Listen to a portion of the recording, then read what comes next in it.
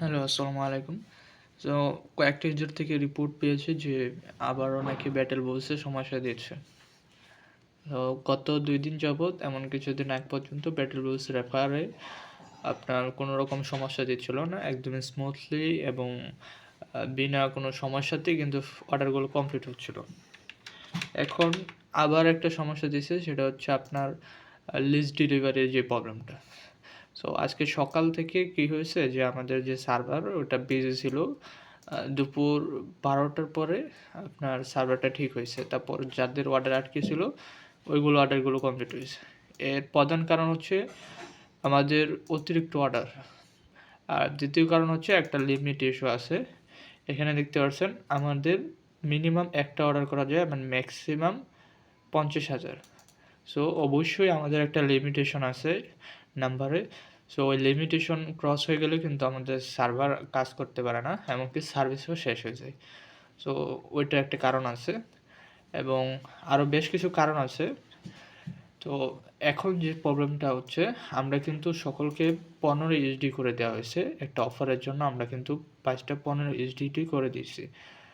যে ক্ষেত্রে আপনারা যদি মার্কেটে আমাদের কাছ থেকে যদি আমরা বিটিটি ধরি, তাহলে প্রায় ৳১.৮৫ বা ৯৫ সামথিং হয়।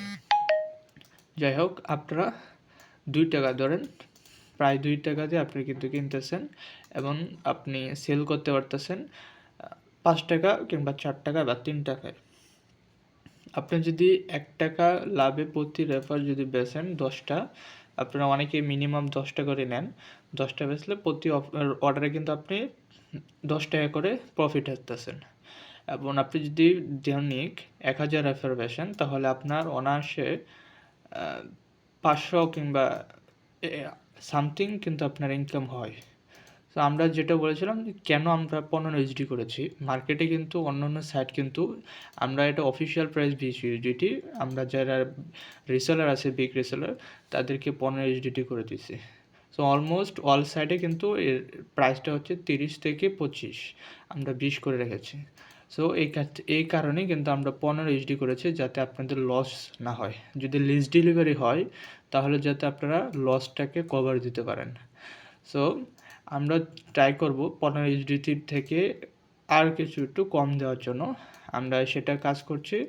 আমরা 15 এইচডিটি থেকে আর একটু কম করে দেবো আপনাদেরকে। তো সেক্ষেত্রে আপনাদের যাতে লসটা কভার হয়ে যায়।